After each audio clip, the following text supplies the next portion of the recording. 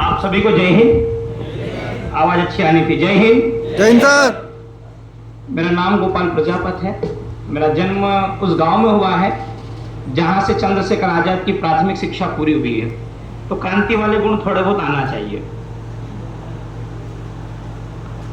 बहुत सारे फर्जीवाड़े वाले मुद्दे ऐसे रहे जो हमने सबके सामने रखे भी है, और हमारे ऊपर आरोप प्रत्यारोप भी लगा कि गोपाल सर ने पैसे ले लिए, गोपाल सर ने डील कर ली।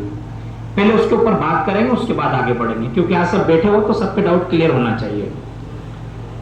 सरकार को हमने इतना परेशान कर दिया था कि वो मजबूर हो गई थी, करे क्या।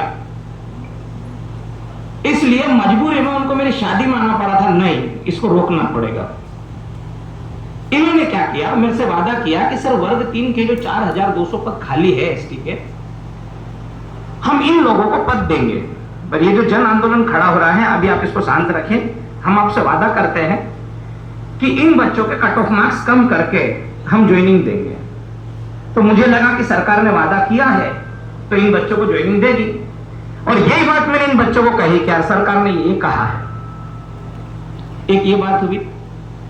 दूसरा ये कहा कि मध्य प्रदेश सब इंस्पेक्टर की भर्ती काफी समय से नहीं आ रही है। हमने गृह विभाग को भी इसकी जानकारी दे दी है, और व्यापम में भी, और उस समय न्यूज में भी आया था कि गृह विभाग जल्द लेगा एमपीएसआई की भर्ती, व्यापम जल्द करेगा एमपीएसआई की भर्ती। तो मुझे लगा कि यार वाकई में काम चल रहा है और काम कहीं ना कहीं हो जाएगा। तो इन लोगों ने शांत करने के तरीके अपनाए। अब चुनाव हुआ, चुनाव के बाद परिणाम आया, परिणाम के बाद हमने ये कहा कि आपने जो वादे किए थे उसका क्या। इनका जवाब था कौन से, इनका जवाब था कौन सा। तो मैंने कहा कोई बात नहीं है, 5 साल बाद आपको याद आएगा कि आपने एक ऐसे बंदे से वादा किया था जो आपको हिलाने की ताकत रखता था, और हमने ये करके दिखाया था। सरकार ने हमें झूठे वादे करे कि हम भर्ती देंगे। मुख्यमंत्री जी का बयान आया था हम हर वर्ष 1 लाख पदों पर भर्ती लेंगे, ली क्या। फिर अगले साल भर्ती का वादा करते हम 1 लाख पदों पर भर्ती लेंगे, ली क्या, नहीं ली। ये केवल हमको मूर्ख बनाते हैं, और हम बनते हैं। कारण ये है क्योंकि हमारे पास एकता नहीं है। हम आज किस चीज का रोना रो रहे हैं, हम एकता का रोना रो रहे हैं कि हमारे अंदर यूनिटी नहीं है। अब भाषण इसलिए दिया जाए कि आपको जगाया जाए। अब दूध पीते बच्चे तो हो नहीं कि आपको सिखाया जाए। तो इसलिए हम एक ऐसी सेना बनाएंगे जो सरकार से सवाल पूछेगी कि जब पटवारी फर्जीवाड़ा हुआ था तो आपने रिपोर्ट को सार्वजनिक क्यों नहीं किया। हम एक ऐसी सेना बनाएंगे जो पेपर लीक पर सरकार से सवाल पूछेगी कि मैं मेहनत करके एग्जाम देने के लिए गया था, आपने पेपर लीक क्यों किया। और जब सरकार जवाब नहीं देगी ना, तो हमको इस काबिल बनना है कि वही जूता निकाल के उनके मुंह पे मारे। चलेगा कि स्टूडेंट पावर क्या होता है। अभी लोग मुगालडे में है कि अभी कोई हमारा कुछ नहीं कर सकता है, बड़े भ्रम में रहते हैं। कभी कभी भ्रम होता है। सिकंदर भी दुनिया जीतने चला था, पर हमने उसको भारत से खाली हाथ लौटा दिया था। तो दोस्तों, आज इस मीटिंग का जो मुख्य उद्देश्य है वो ये है कि मध्य प्रदेश का भविष्य हम लोग तय करेंगे। हम ऐसा संगठन नहीं है कि जब चुनाव आएगा उसके 2 साल पहले सक्रिय हो जाएंगे। चुनाव को आने में 4.5 साल है, हम आज भी एक्टिव है, और हमें वो करके दिखाना है जो मध्य प्रदेश के इतिहास में आज तक नहीं हुआ। पटवारी फर्जीवाड़े में 200 में से 187 नंबर भगवान भी नहीं ला सकता। भगवान को पेपर देने बिठा दो। जब पटवारी फर्जीवाड़े में हमने आंदोलन किया तो सरकार गलत थी, इसीलिए उसने जांच कमेटी बिठाई, और नियम यह कहता है जांच कमेटी के बाद जांच को सार्वजनिक क्यों नहीं किया गया। हमने 4 आरटीआई लगाई, मेरे पास चारों के प्रूफ आप ले सकते हो। 4 आरटीआई लगाई, क्या जवाब आया। आपके द्वारा मांगी गई जानकारी हमारे पास अभी उपलब्ध नहीं है।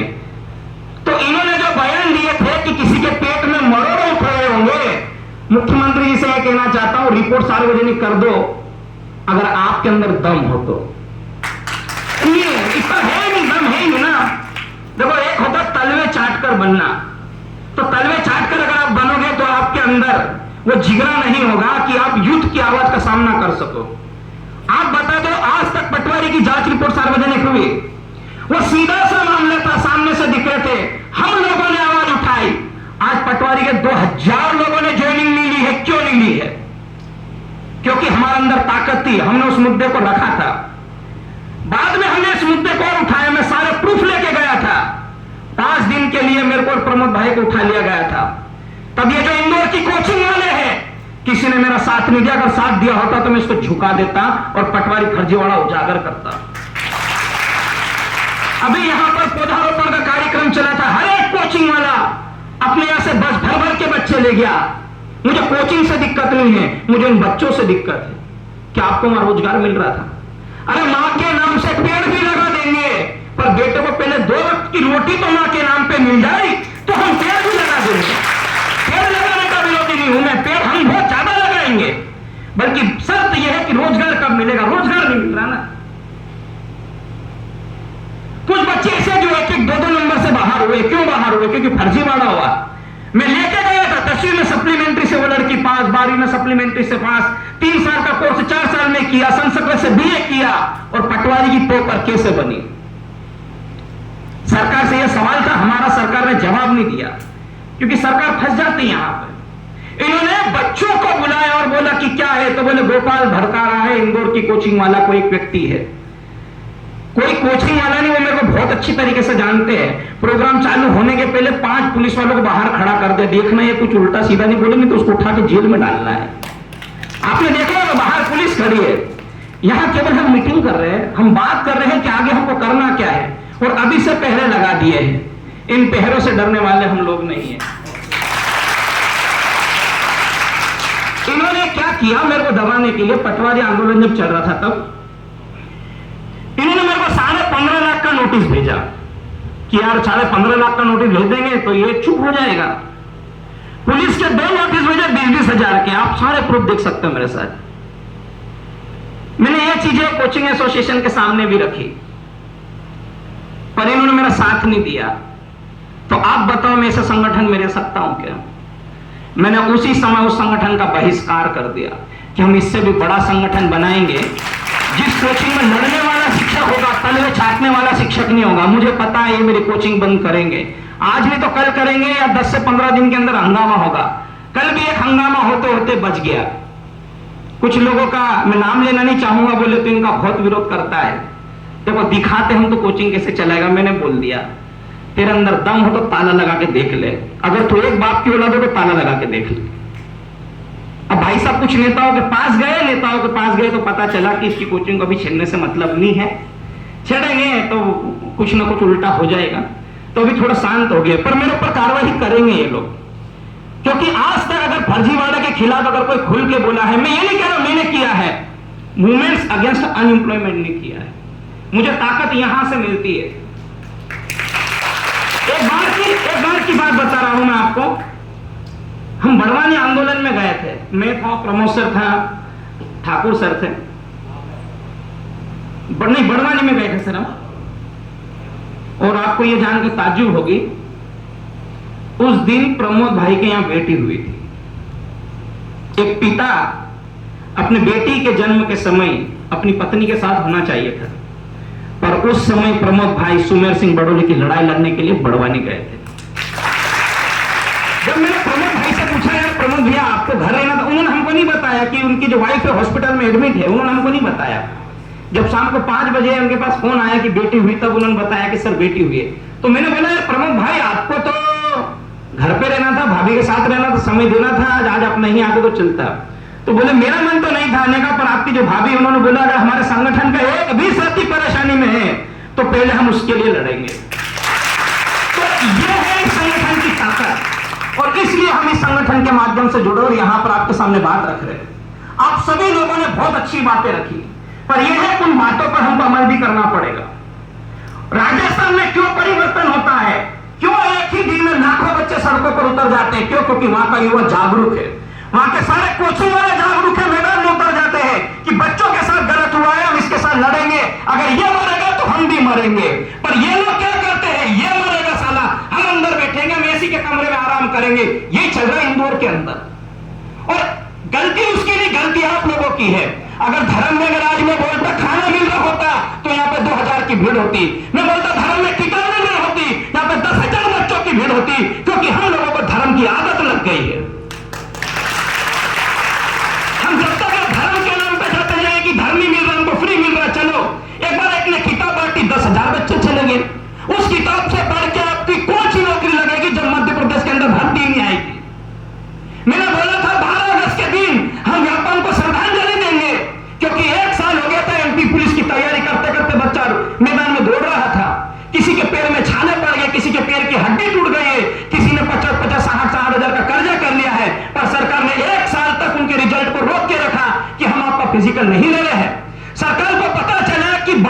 12 अगस्त को ये लोग बड़ा आंदोलन करने वाले हैं, तो इन्होंने क्या किया?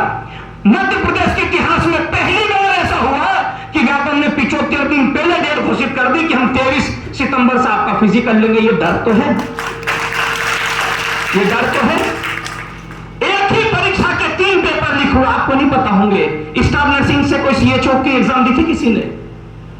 एक ही परीक्षा के 3 बार पेपर लीक हुए। 2021 एक बार पेपर लीक हुआ, उसको निरस्त किया गया।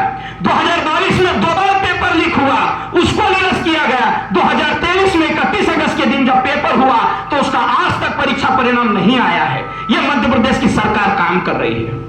यह क्या करेगी? स्टाफ नर्सिंग का भरोसा, ये भर्ती क्या करेगी? ये नहीं करेगी। अभी क्या हुआ, कल मुझे पता चला कि मैंने 4 दिन पहले वीडियो बनाया था, तो उन्होंने चॉइस फिलिंग का ऑप्शन दे दिया। एक काम करो, आप चॉइस फिलिंग करो, क्योंकि पता है ये कुछ ना कुछ तो करेंगे। और मीटिंग में बच्चों के आने से पहले पुलिस आ गई थी। आप ये तो सोचे कहीं तो डर है, मतलब हम बहुत सही दिशा में जा रहे हैं। मैं ये नहीं कह रहा हूं बस आप हमारा साथ दो, साला कौन नहीं झुकता यार, झुका कर रख देंगे। आप एक बार साथ दो। मैं ज्यादा बड़ी बात नहीं कह रहा, अगर कुर्बानी दी जाएगी तो सबसे पहले गोपाल प्रजापति वहां खड़ा होगा आपके हक अधिकारों के लिए। ऐसे नहीं हम 13 एफआईआर झेल के बैठे, किसके लिए? आप लोगों के लिए। आप लोगों के लिए हमने आंदोलन किया। हम कितनी ही बार, हमारी जब तारीख आती है, हम सभी लोग मिलकर भोपाल जाते हैं कि चलो हमारी तारीख है, हम जाते हैं। हमने कभी किसी नेता के तलवे नहीं चाहते कि हमारी एफआईआर कटवा दो। हमने बोला संघर्ष किया है, लड़ेंगे।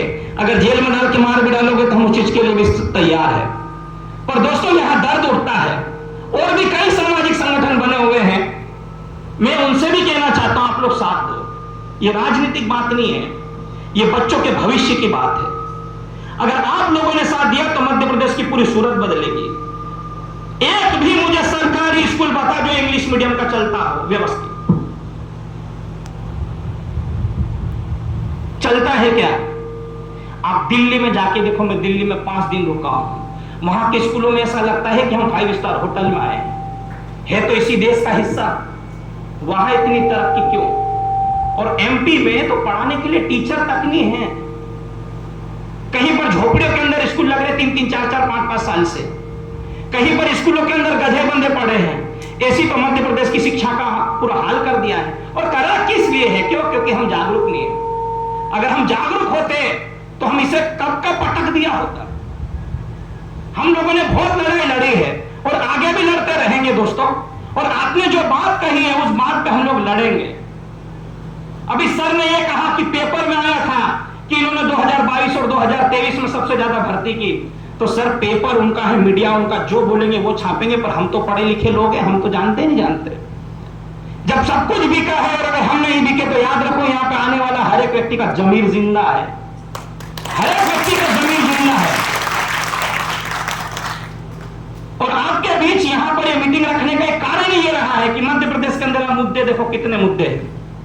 ये वीडियो जाएगा इंटेलिजेंस के पास और कहा जाएगा गोपाल सर ने ये बोला और इसके ऊपर ये करेंगे वो करेंगे, और ये दबाने के कई प्रयास करते हैं और करेंगे भी। पर उनको ये पता नहीं है, मैं इनके बाप से नहीं डरता। इनको जो करना है वो कर ले भाई, जो होगा वो देखा जाएगा। एक बात सत्य है, मृत्यु अटल है। जो पैदा हुआ है वो मरेगा, पर साला शान से मरेंगे। ऐसे नपुंसकों की जिंदगी जी के नहीं मरना। मरेंगे तो लड़ते लड़ते मरेंगे और अपने हक अधिकारों के लिए लड़ेंगे।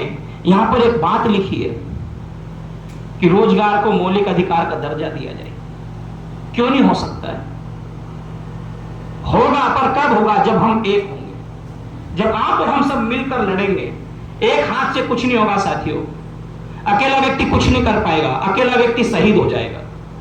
पर एक बात ये भी है, सर ने कहा था 1,000 के बराबर है, पर उस समय मेरे मन में ख्याल आ रहा था ये 1 के बराबर है, पर ये 1 चंद्रशेखर आजाद है, ये 1 भगत सिंह है, ये 1 राम प्रसाद बिस्मिल है, ये 1 खुदीराम बोस है, ये 1 वो है जो सरकार को हिलाने की ताकत रखता है। एक में भी बहुत ताकत है, एक में भी बहुत ताकत है, पर शर्त यह है कि मैदान में उतर के लड़ना पड़ेगा हम लोगों को। यहां पर बहुत सारे भाई दूर दूर से आए हैं। बारिश की वजह से कुछ लोग नहीं आए, क्योंकि मैं उन लोगों को तो पहले मानता ही नहीं हूं। जिसका जमीर जिंदा होता वो कैसे भी आ जाता। सुबह जब मैं आया तब लोग गीले होके आ रहे, कूलर के सामने खड़े होकर सूख रहे कि सर गीले हो गए हम लोग। पर किसी ने यह शिकायत नहीं कि सर बारिश ज्यादा थी इसलिए मेरा मन नहीं था आने का। कुछ लड़कियां भी आई है, बारिश जैसे रुकी सब अपनी अपनी सुविधा से आए, क्यों आए? आप खुद से एक प्रश्न पूछ के देखो, आप यहां पर क्यों आए?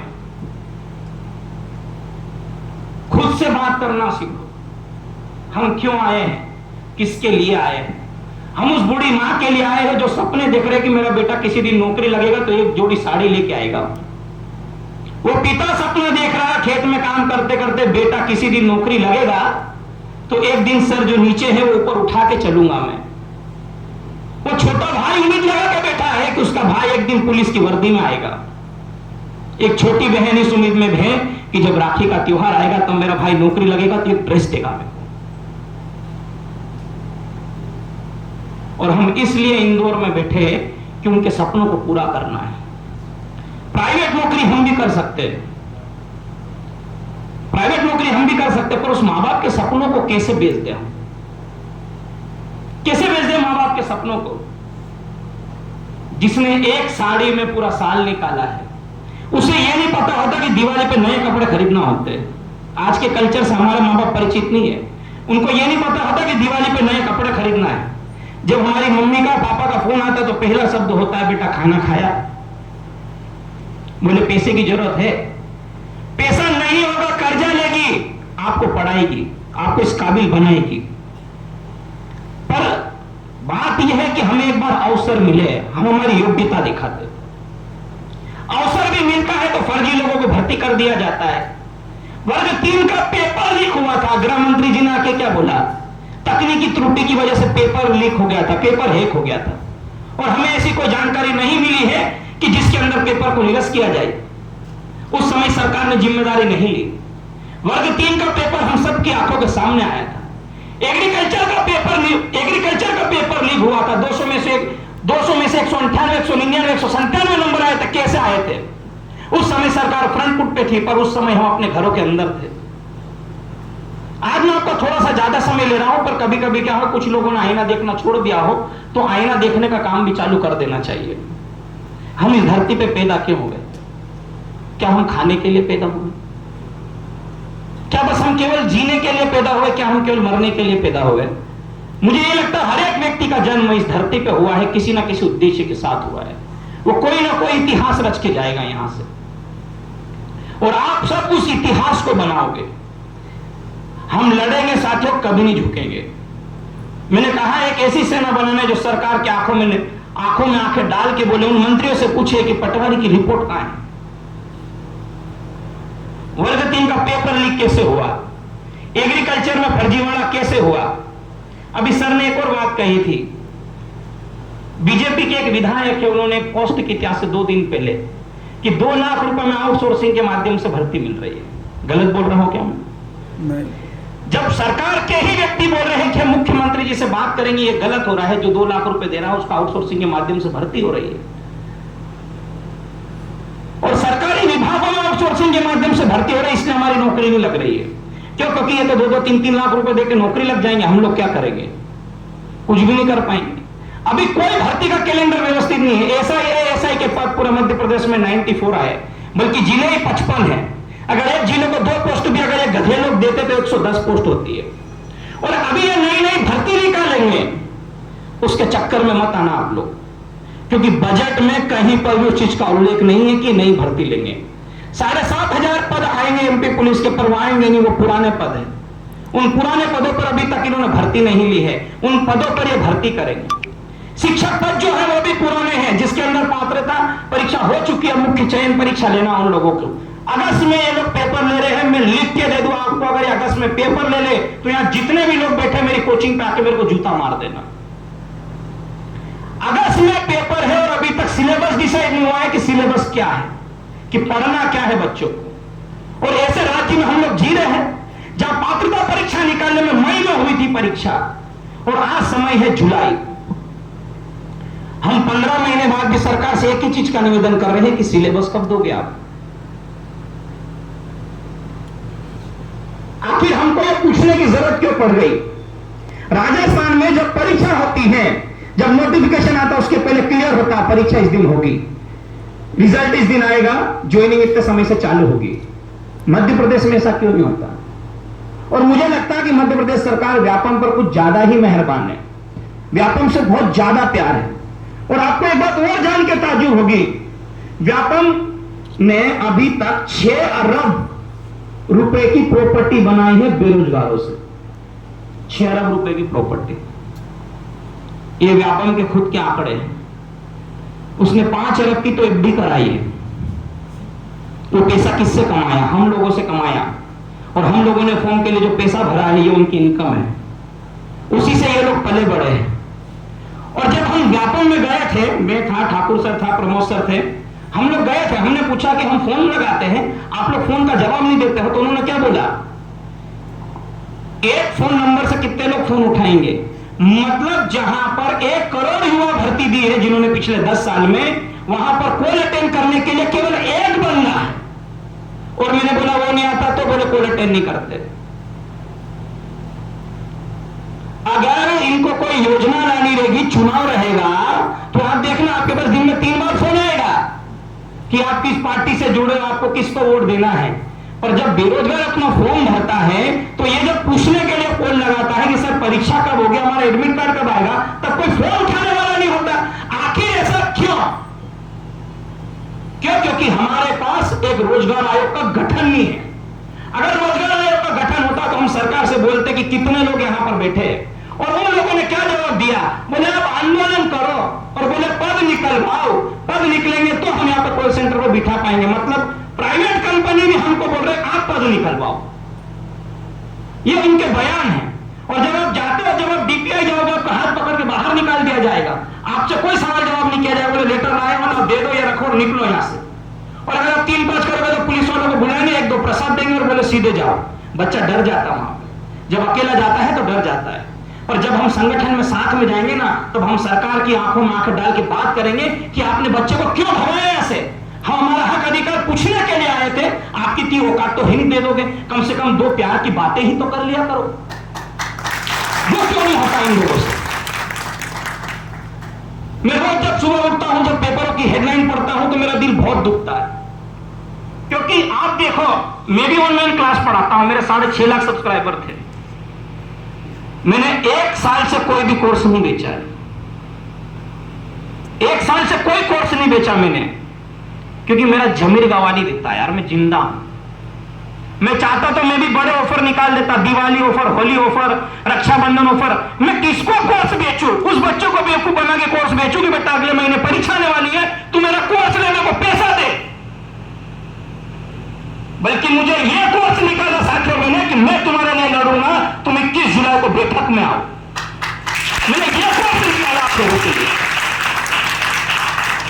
और जो पटवारी में जो 1-2 नंबर से वेटिंग वाले स्टूडेंट रहे, वो ध्यान रखे आप लोग, मेरी आवाज जो भी सुन रहा है, पटवारी की पीआईएल लगाने के लिए जितना भी खर्चा आएगा वो मैं दूंगा। पर यह है कि हम एक भी पटवारी फर्जी को छोड़ेंगे नहीं, एक भी फर्जी पटवारी को छोड़ेंगे नहीं, भले नौकरी हो गई है, कर्म है।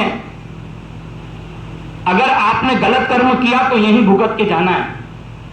और जिन लोगों ने फर्जीवाड़ा किया है वो यहीं पर जेल में जाएंगे, ये मेरा आपसे वादा है। जब मैंने आंदोलन किया था, मैं आपको बता रहा हूं, जब हमको 5 दिन के लिए उठा लिया गया था, तो कुछ बड़े बड़े नेताओं को फोन आया मेरे पास कि गोपाल भाई अंडरग्राउंड हो जाओ, तुम्हारी जान को खतरा है। बोले कि उधर के लोग बहुत बेकार है, तुमको जान से मार देंगे, तुम गायब हो जाओ। मैंने बोला क्यों? बोले तुम बहुत गलत व्यक्ति से पंगा ले रहे हो। मैंने ऐसा क्या है? और उन्हीं के साथ रहने वाले बड़े बड़े अधिकारी, मैं किसी का नाम नहीं लेना चाहूंगा, नहीं तो अगली बार जानकारी नहीं देंगे वो लोग कि तूने मेरा नाम ले लिया था। उन लोगों ने बोला गोपाल भाई बहुत बड़े लेवल पर घोटाला हुआ, बहुत बड़े लेवल पर, आप बस जांच सार्वजनिक करवा दो। अगर आपने जांच सार्वजनिक करा दी तो ये मान के चलो कि आप 99% जीत गए हो। और उसने सही बात बोली थी कि जांच सार्वजनिक करवा दो, हम नहीं करवा पाए। क्यों? क्योंकि जांच रिपोर्ट को सुनने में आया है इन लोगों ने जला दी है। एक बार आग लगी थी, आपको पता होगा, वल्लभ भवन में। तो ये जांच कहां से देंगे रिपोर्ट? उसको तो जानबूझ के जलाया गया। ये साक्ष्य छुपाने का एक तरीका होता है। अब आप किससे मांगोगे रिपोर्ट? अगर होती तो सार्वजनिक कर देते, करी क्यों नहीं? तो कई ऐसी चीज है जिस पे हम प्रश्न पूछेंगे। अभी जैसे आपने देखा 7,500 एमपी पुलिस के पद आए, पुराने पद है 7411। अब इन लोगों ने क्या किया, खैर देखो मैं कोई होमगार्ड का विरोधी नहीं हूं, इन्होंने क्या करा उसमें 15% कोटा फिक्स कर दिया उनका, तो लगभग 1156 पोस्ट ये देंगे किसको, होमगार्ड। पहले इतनी पोस्ट नहीं आती थी इसके अंदर कि होमगार्ड वाले बस उनको बस केवल रनिंग निकालना होती, उनका सिलेक्शन हो जाएगा। 1150 पद हो जाएंगे, 750 पद भूतपूर्व सैनिक ले जाएंगे, ये 1800 पद गए। अब हमारे पास जो पद बचे वो 5600 पद बचे। अब 5600 पद पे 60,000 बच्चा रनिंग कर रहा है, और उस मेरिट से बाहर होंगे 50,400 बच्चा बाहर हो जाएगा। इन्होंने बोला हम 7 गुना ले रहे, बल्कि 7 गुना नहीं, वो 10.5 गुना स्टूडेंट है। पर हम तो ये सोच रहे, मैं तो 100 का फिजिकल मार दूंगा, मेरा हो जाएगा। सब 100 का नहीं मार पाएंगे, हर एक की शरीर की कद काठी एक जैसी नहीं होती है। एमपीएसआई पिछले 7 साल हो गए, बस पेपरों में आता, जब भी आंदोलन किया, अभी देखना 8 दिन के अंदर अंदर आ जाएगा, बोले एमपीएसआई की भर्ती आने वाली कब आएगी इनको भी नहीं पता। पहले गृह विभाग बोलता हमने व्यापम को लेटर दे दिया है, व्यापम बोलता गृह विभाग पे जाओ पूछने, गए थे हम पूछने, पर वो सही जवाब देने को तैयार नहीं है। तो दोस्तों हमें इस व्यवस्था के खिलाफ भी लड़ना पड़ेगा, और काफी दूर दूर से हमारे जो साथीगण आए हैं, बड़वानी से, धार से, रतलाम से, उन सभी लोगों ने ये जो बिंदु रखे हैं, उस बिंदु पर भी हम सभी लोग आपस में मिलकर चर्चा करेंगे, और चर्चा करने के बाद हम भोपाल के अंदर एक बहुत बड़ा आंदोलन करेंगे। वो आंदोलन डिसाइड करेगा कि मध्य प्रदेश का भविष्य क्या होगा। जिस तरीके से हमने इंदौर के अंदर आंदोलन किया था पटवारी फर्जीवाड़े को लेकर, उससे हमको 10 गुना बड़ा आंदोलन करना पड़ेगा। आप अपने गांव जाओ, अपने लोगों को समझाओ कि हमारे साथ ये हो रहा है। आप जिस जिले में रहते हो उस जिले के लोगों को जागरूक करो कि हमें आंदोलन के लिए जाना पड़ेगा, हमें भर्ती चाहिए। राजस्थान के बजट में 4.5 लाख भर्ती आई है, और एमपी के बजट में 11,000 भर्ती है, जिसमें 7,500 पुरानी। इन्होंने केवल 3,500 पोस्ट दी है साल भर में, और इसमें भी महिला पर्यवेक्षक की जो 12-13 साल से भर्ती नहीं है, केवल 426 पद आए पूरे मध्य प्रदेश के अंदर। और 426 पद आते ही सभी कोचिंग वाले ऐसे लगे हैं, इस बार बनोगे महिला सुपरवाइजर। कृपया लड़के ये वीडियो ना देखे, केवल महिला देखे। बोले साइंस की शेरनी आ गई है। अरे भाई क्या पढ़ाएगी, आत्महत्या का ठेला लाइसोसोमी पढ़ाएगी ना, भाई दूसरा तो पढ़ाएगी नहीं। वही पढ़ाएंगे ना। बात यह होनी थी कि महिला सुपरवाइजर के 20,000 पद क्यों नहीं आए, केवल 426 पोस्ट क्यों है। वन रक्षक की बैच चालू हो गए, वन रक्षक जेल प्रहरी के टोटल 240 पद है। वन रक्षक जेल प्रहरी के 240 पद है टोटल। लोग सिलेबस में क्या गए, वन रक्षक में ये पढ़े, ये पढ़ने से आपकी नौकरी कोई का बाप भी नहीं रोक सकता। अरे वो तो छोड़, पहले बता जेल प्रहरी के कितने और वन रक्षक के कितने पद है, वो पता ही नहीं भाई साहब को। बस वीडियो बनना जरूरी है कि वन रक्षक और जेल प्रहरी की परीक्षा आ गई है। कुछ भी हो, अगर सिलेक्शन चाहिए तो मेरा कोर्स लो, आप तो ही सिलेक्ट हो पाओगे, नहीं तो सिलेक्ट नहीं हो पाओगे। क्यों? क्योंकि आप गधे हो, आप वहीं से पढ़ोगे तो ही नौकरी लगोगे। और वहां चढ़ाने का हम ही लोगों ने चढ़ाया ना। और जब वो लोग बसें भर भर के बच्चों को ले गए तो बच्चा भी बड़ा मूर्ख है। हाँ सर वहां जाएंगे, एक दिन का धर्म का खाना मिल जाएगा, मतलब उन्होंने जीवन भर का खाना खा लिया। स्टूडेंट को यह तय करना चाहिए कि हम नेताओं के प्रोग्राम में नहीं जाए। अगर हम लोगों ने जाना बंद कर दिया तो उनकी भीड़ कम हो जाएगी, और अगर गए तो प्रश्न पूछेंगे, अगर ये मंजूर हो तो ले जाओ, ना मंजूर हो तो मत ले जाओ। साथियों मेरा भाषण कुछ लंबा चौड़ा हो गया है, और भी हमारे साथी हैं यहाँ पर, उन्हें भी हमको सुनना है। पर कुछ दर्द जो मेरे अंदर है वो मैंने आपके सामने यहाँ पर कहा है कि हम सरकारी नौकरी की तैयारी क्यों कर रहे हैं। बहुत सारे मुद्दे यहाँ पर रखे गए हैं, उन मुद्दों पर हम लोग काम भी करेंगे। आप सभी लोग यहाँ पर जितने भी लोग आए हैं, आप अपना मोबाइल नंबर अवश्य देके जाइएगा, ताकि हम आपसे जुड़ सके। हम गूगल मीट करेंगे, हम आप लोगों को बताएंगे, आप लोग हमें बताना आपके क्षेत्र की समस्या क्या है। हम नेता तो है नहीं, पर जो शैक्षणिक कार्य से जो संबंधित होगा उस काम को हम करने का प्रयास करेंगे। और जो भर्तियां नियमित नहीं आ रही है उसमें भी हम काम करेंगे। जिस तरीके से भाई साहब ने बात बताई थी कि नर्सिंग का बच्चा 4 साल से एक ही सिलेबस पढ़ रहा है, एक ही साल को पढ़ रहा है, हाँ वही हमारे भाई बंधु है। वो हमारे ही भाई बंधु, हम ही लोगों ने एडमिशन करवाया होगा, ये सोच के कि यार मेरी बहन है, नर्सिंग कर लेगी तो कहीं भी 12-15 हजार रुपए की नौकरी लग जाएगी, अच्छी जगह शादी हो जाएगी, ये सोचा होगा हम लोगों ने। पर सरकार ने क्या करा, जो भाई साहब ने बात कही थी, कुकर मुत्तों की तरह इन्होंने कॉलेज खोल दिए, एक कमरे का कॉलेज खोल दिया। कुछ कॉलेज तो ऐसे थे जो जिम के अंदर थे। यहाँ ये 9 लाख की बात है, बच्चे जाते थे तो जिम वाले बोलते थे चलो चलो तुम जाओ, बोले भाई ये पढ़ने आगे नर्सिंग वाले। ये वास्तविकता आर्क हॉस्पिटल के पास की बात है, 9 लाख की बात है। और एक जगह तो भरत और अर्जुन गए थे, वो ताला तोड़वाना भाई साहब बकरी बांध रखी उस कॉलेज के अंदर। अब क्या हो रहा, उन कॉलेज जो फर्जीवाड़े के अंदर फिर से रिपोर्ट आई तो धरा है। कारण यह था कि मुझे लगता कि फिर से जांच होने का कारण यह निकला कि जब कमीशन बटा तो कुछ लोगों को नहीं मिला और उनको बुरा लग गया, इसलिए लोगों ने डिसाइड करा देखो अब कोई भी फर्जीवाड़ा करेगा मिल बांट के खाएंगे। तो इन सभी लोगों ने एक मिल बांट की एक गैंग बनाई है और उस गैंग के माध्यम से हम लोग खाएंगे। अब एक और सर ने बात कही थी कि गुना से विधायक जी ने कहा कि जो लोग बेरोजगार हैं वो पंचर बनाओ। अरे जब उनका सरदार ही कह रहा पकोड़ा तलो तो सिपाही क्यों नहीं बोल रहा पंचर बनाओ, क्यों नहीं बोलेगा बताओ। सरदार के सारे पे चलेगा भाई शिष्य तो। एक और यहां से सांसद है, राज्यसभा सांसद है गुजरात से, उनका कितना गंदा बयान है, आप सब ध्यान से सुनना। क्या बोला उन्होंने, बोले कि देश के अंदर कोई बेरोजगारी नहीं है, बोले घर में काम करने के लिए बाई भी नहीं मिल रही।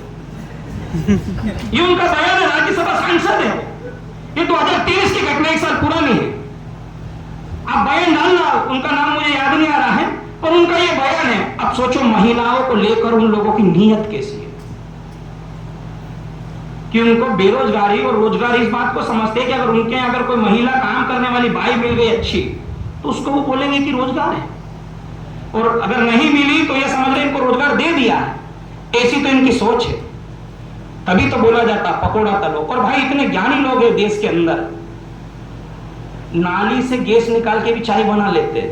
ये ट्रिक ना इंडिया से बाहर नहीं जाना चाहिए, और आप किसी को बताना मत कि ये भी होता, नहीं तो सभी लोग नाली के अंदर छेद कर देंगे, बोले साला चाय तो यही से बनेगी, पूरा भाई यही चाय पिएगा। तो चाय ऐसे स्टेशनों पर भी बेची गई है जब स्टेशन बने ही नहीं थे, और मेट्रो ऐसे समय देखा गया है जब मेट्रो बना ही नहीं था। अब क्या है कि समझ लिया, अब सब अपने जैसे लोग समझते हैं, अब वो ज्यादा पढ़े लिखे रहते ऐसी बात करते ही नहीं। इसलिए अरविंद केजरीवाल ने बहुत अच्छी बात कही थी, चौथी पास राजा, चौथी फेल। तो दोस्तों आज इस वाणी को यही विराम देते हैं, हमारे बाकी साथीगण भी आए हैं और आपने जो जो बात कही इन सभी के मुद्दों को मैंने यहाँ पे नोट डाउन